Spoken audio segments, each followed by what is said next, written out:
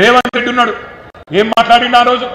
2 పంటలకే ఇస్తారా రైతు బంధు, 3వ పంటకి ఇయ్యడా కేసీఆర్ అని మాట్లాడిండు ఆ రోజు. ఎకసెక్కాలు ఎటకారాలు మాట్లాడిండు, కారాటం ఆడిండు. ఇవాళ ఒక్క పంట కన్నా చక్కగా పడుతుందా రైతు బంధు? పడుతుందా? ఈరోజు ఆ దౌర్భాగ్య పరిస్థితి వచ్చింది. అవును వేస్తున్నాడు రైతు బంధు. ఎప్పుడు వేసిండు? ఒక్కసారి ఎలక్షన్ల ముందు వేసిండు గంతే. సర్పంచ్ ఎలక్షన్ల ముందు ఒక్కసారి. ఇప్పటికి 4 సార్లు వేసేది ఉండే ప్రభుత్వం వచ్చినాక. ఒక్కసారి వేసిండు తప్ప మళ్ళా పత్త లేడు.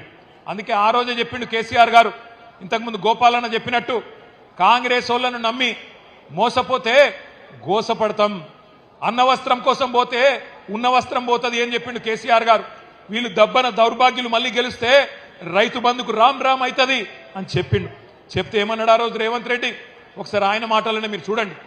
ఏమన్నాడు? మేమేమన్నా అవలగాళ్ళమా, దివానగాళ్ళమా అని మాట్లాడిండు. ఒకసారి అది పెట్టండి. ఇప్పుడు తీసుకుంటే 10,000 వస్తుంది రైతు బంధు, కాంగ్రెస్ అధికారంలోకి వస్తే 15,000 వస్తాయి. ఎకరానికి 15,000 రూపాయల సంవత్సరానికి ఇచ్చేటట్టు గ్యారంటీని కూడా మనం ప్రకటించాం. రైతు భరోసా, ఇందులో రైతులకు, కౌలు రైతులకు సంవత్సరానికి ఎకరాకు 15,000 రూపాయలు ఇచ్చే విధంగా, అదేవిధంగా నిరుపేదలైన కూలీలకు సంవత్సరానికి 12,000 రూపాయలు ఇచ్చే విధంగా రైతు భరోసా కార్యక్రమాన్ని 2వ గ్యారంటీ కింద ప్రకటించడం జరిగింది. సో యజమానికి రావాల్సింది యజమానికి ఆయన ఖాతాలో పడుతుంది, కౌలు రైతుకు రావాల్సింది కౌలు రైతుకు వస్తుంది. భూమి లేని వాళ్ళు, ఉపాధి హామీ కూలికి పోయేట వాళ్ళకు కూడా ఇందులో మేము మద్దతు పెట్టినాము. అంటే ఇప్పుడు అందరికి ఇస్తాడు అంటే ఆల్మోస్ట్. అందుకే అదే డబుల్ అవుతాయి. ఓవర్లాప్ కాదు, ఇందులో వస్తే ఇందులో రాదు, ఇందులో వస్తే ఇందులో రాదు. 2 పంటలకే ఇస్తున్నావు కదా, 3వ పంటకి ఎందుకు ఇస్తలేవు? పంటకు 5,000 ఎకరానికి ఇచ్చినావు, 2 పంటలకే ఇచ్చింది కదా రైతు బంధు.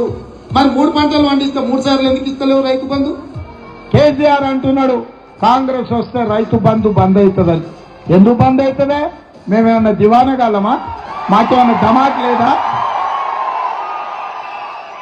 అడుగుదాం ఒకసారి మరి. అప్పుడు ఏమన్నాడు? రైతు బంధు నాపిన దివానాగాడు ఎవడు? రైతు బంధు నాపిన దివానాగాడు ఎవడు? మరి ఇప్పుడు